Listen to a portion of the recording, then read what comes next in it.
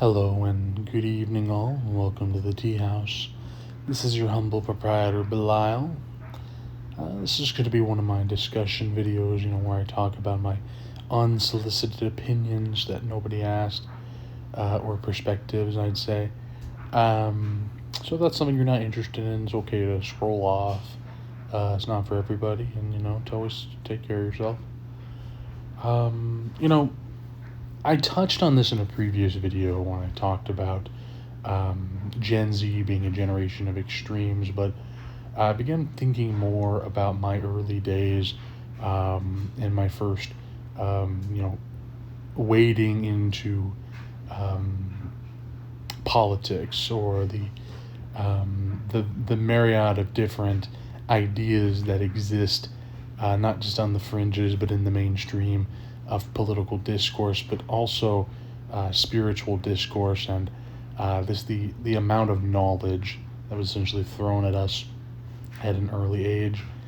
I think really mainly of the lack of a foundation that exists in the Euro American experience, um, and I can really only speak towards that, as that is my that's the experience in which I grew up, and I exist now as a Euro American of the Islamic faith, and that is the um, the context of my existence. However, growing up as a young Euro American white man in the 2010s is when you really, coming of age, being a teenager. I'm the elder Gen Z, so I'm the oldest of that generation. There really wasn't much of a foundation to really grasp at. Yeah, I mean, I did have some cultural influence from my grandfather. I mean, I grew up in a multi generational household, which was actually pretty rare for someone of my background. It's not something that's necessarily common. And I did have a lot of good memories there. But speaking in general terms, you can see this in the time, this reaching out for meaning among people within my demographic and possibly beyond that. Again, but I can only speak to my own experiences. But there was this grasping for meaning, essentially. Whatever the experiences that we've had, there certainly was, at least in my case, and the observations I made of others, a lack of the foundational aspects that make up a healthy culture and society, where people just begun searching for that meaning. And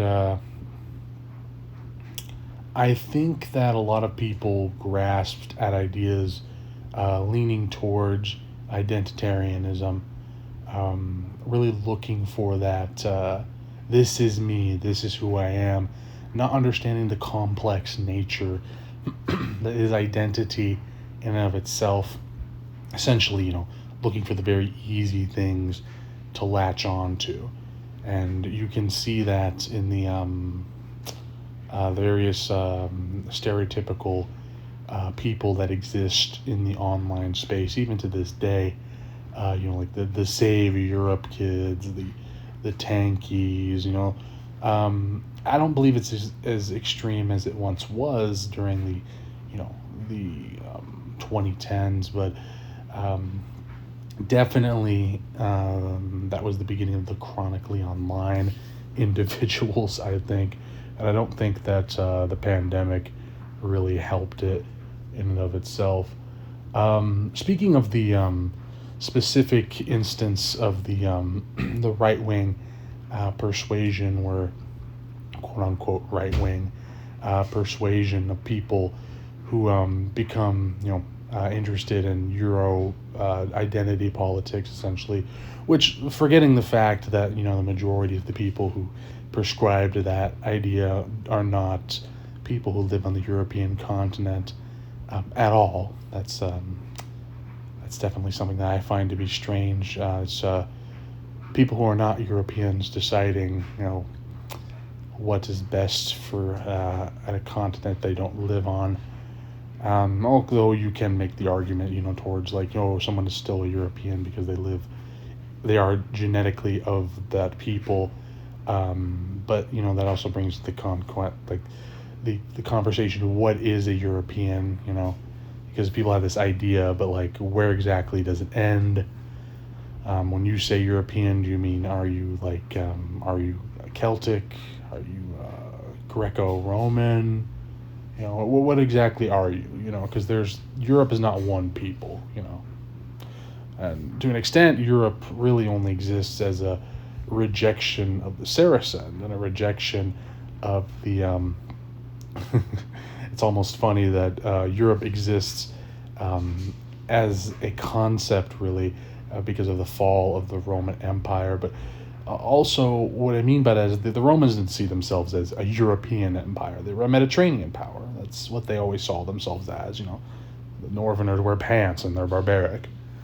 But with the fall of pretty much every former Roman land under the Islamic Caliphate, leaving really only this really Frankish realm later, this very thing that solidified the European identity as a rejection itself of the Saracen, which is something that a lot of people don't really consider when you discuss European identity. So, I mean, perhaps it's just the end stream, the end extreme, which is just the rejection of the other. I've noticed a lot of the times when people talk about, save Western civilization, they really don't know, or they can't define specifically what Western civilization is. They generally can't even define what a European is. There's a lot of disagreement about what an actual European is, and there's always that purity spiraling that exists within these circles that I've noticed from observation. They're quite concerned about like what a Western civilization is not, and what they've decided what it is not is the Saracen, the Ishmaelite. That's definitely what they've decided it's not, which is interesting. I do find it humorous when I have individuals who are not of my particular ethnicity who essentially LARP as that, which is funny. And I don't mean that as a broadly European American. I mean from the perspective of somebody who is of mostly Anglo-Saxon, Irish ancestry, with Russian, of course. I do have Russian and some very small Turkic input, but I mostly broadly consider myself to be a Anglo-Irish American, which is funny because I know very much about my cultural background and my heritage. I'm very in touch with my roots. But you have these people who just they're very interested in appearances. That's another thing about young men in our generation. They're very interested in appearances, and when I don't mean the physical appearance, I mean necessarily that they want to be something, even if it's something they're not necessarily. The people who have really the appreciation of the Occidental experience really within that that particular tradition, the Western tradition, really feels like their appreciation for it comes only from My Little Dark Age edits, and maybe some Turning Point USA video about vague Judeo-Christian values, of course. That's not an anti-Semitic jab. What I mean by that is that there's really not a Judeo-Christian tradition in and of itself. I mean, there's a Judeo-Islamic tradition, I would say, and possibly an Islamic Christian tradition, but I really do not see how Judaism really fits into the Western rhetoric in that regard. At least not till later when you talk about the movements of labor unions and the like. I really don't see it much in that regard. The Judaic expression has more in common with the Islamic expression, as both seen as legalistic religions by the religion of grace, which is Christianity. They view that as sort of the other Semite, which is the Ishmaelite. They'll see the very vaguely legalistic people who are not them, essentially. And there's also the Maimonides, the greatest Jewish philosopher of all time, who was a friend of Salahuddin, also came from Islamic Spain. So the Jewish Golden Age started there, and if you talk about this, the last the last instance in which the Jews were emancipated in Europe was probably in the 1880s, I want to say. I believe that's when like the last law came through, but it may have been in the late 1700s as well. But still, like religious plurality is not new to the Islamic world. It's new to the Christian world, or the quote Christian world, as they exist within kind of a post-Christian space when it comes to Western rhetoric and civilization. And kind of a Nietzschean future. Of course, Nietzsche tried to warn us of the consequences of quote killing God, which is what Europe currently lives in. And while the Crystal Cathedral, of course, does still stand tall within the United States, we certainly live around Ul al-Kitab, the people, the book, and of course addressing my Muslim listeners in that regard. It's very much a different experience, I would say. Again, I am of the opinion that there's very few instances of authentic spirituality within this society.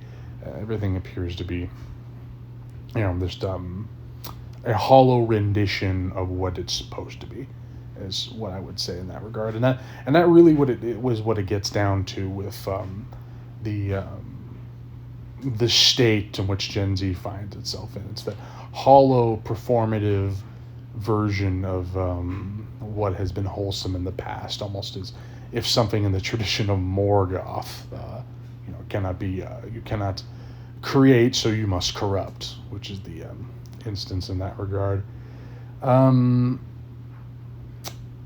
not sure where I was going with this. I guess the idea I'm getting at is that there's just there's very little understanding of ideas I've noticed of people of late. There's a lot of posturing about like ideas, but not like a very much an understanding of those ideas, or not being able to articulate them pretty well. Again, I just believe that we suffer from a society that has decided that loud is correct and not necessarily that correct is correct. I'm reminded of an interaction I had, which was not with a Gen Z individual, though I've had very strange interactions. Actually, I'll speak of one interaction. I was at I spoke of myself briefly being at a Bernie Sanders rally, which was one of my first events I'd ever been for that particular politician. But there were just there were people of our generation in the area, and they were excuse me, arguing. They're not arguing, but just being very loud, very opinionated and very very sure of what they're speaking of. And the conversation itself was about police, which is, although I'm not necessarily a fan of the police, I'm very very slow to condemn every single policeman, although I have been very critical of them in the past in private conversations, and I understand that. But like as a whole, and especially when facing public, I'm not necessarily going to be that abrasive about it. At Ramadan, I spent time with a police officer at a mosque. We spoke, and we had a good night. It was a good night. It was very starry out, and we talked. And I just saw a human who was doing his best. He was there to protect us from hooligans in the area as a college town. And some college students were actually hassling him a bit. They were like, "Oh, it's a cop, and they were obviously drunk. May Allah forgive them, of course. They were not Muslims, of course, but they were just walking around the same area which the masjid happened to be in. And I spoke with this man, and we talked. And, he was a man. I mensch. That's what happens when that's the saying of when they used to bring the Austrian royalty, the empire, to that great cathedral in Vienna, and they would bury them, and they give all the titles and whatnot, but they would say, they would reject that, and the monk would then ask them to say, "Who is this again?" And they would say, "I mensch," a man. Um, but it's just a man, he was a very good man, and I liked him. And I had had very negative experiences with that particular police department, although I don't want to get into that specifically, but I liked this man. And I've met other police at different Islamic events within my state and around, just there to protect us. And I've uh, I've spoken to men, and I don't. I'm very slow to condemn them specifically. This is about regular police officers, though. This isn't about ICE or anything like that. That's a different extenuating circumstance with the function of their actual existences. They're basically a brown shirts organization, a Gestapo, not real police officers. And I recognize the system itself is corrupt and cruel, but I mean the individual policemen in these instances were not. I just don't feel I feel it's counterproductive to bother a random beat cop about what have you. But ICE in general, I'm not a fan of, and I've made that very clear. But they, of course, are just fascists masquerading and using policing as a masquerade to actually perform the political agenda of their masters. But that's my take on that. Also, I would say that beyond that experience, I would get back to this other individual, which is, I believe, was kind of the crux of our society wanting to be loud, to be right, which was an individual, and I spoke about this in another video, but I forget which when. This individual, he was very loud, but he would go off about how fat. He told me in a specific instance, facts matter, not feelings. But he was being very emotional and saying something that was actually incorrect. And I responded, I'm like, yes, facts matter. You're just wrong, in a very nice way. But he just waddled off. That was an older man, though. That was kind of a random conversation I got in with somebody, as I tend to do. In my daily life, I talk to people. I enjoy talking to people.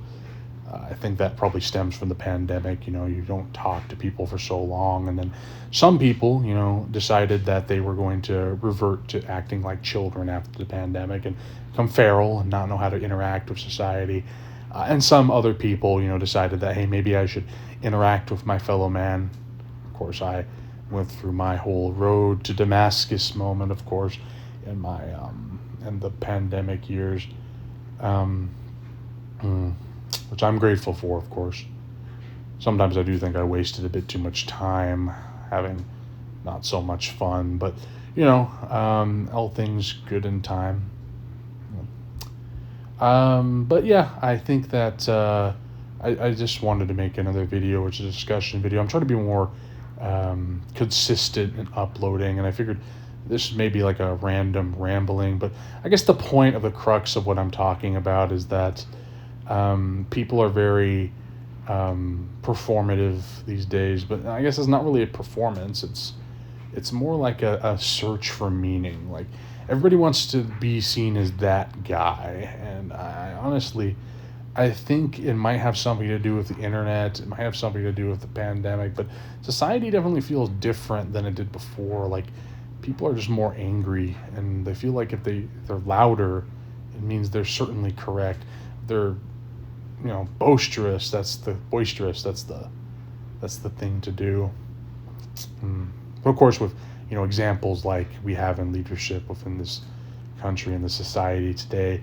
I mean, when your leaders and your role models consist of what I don't know the left wing equivalent for this. Although there's some individuals that come to mind, but I honestly can't remember their names. There's this one individual who has a channel here that I don't necessarily dislike him, but I just find him to be too abrasive. I think that we need to be, at least attempt to be somewhat more cordial. Although, I should take my own advice because I sometimes allow my emotions to get the better of me. And that's something that I could work on personally. But life isn't about being perfect. Nobody's perfect, and we have to stop trying to curate these images of ourselves. Be ein Mensch, be a person.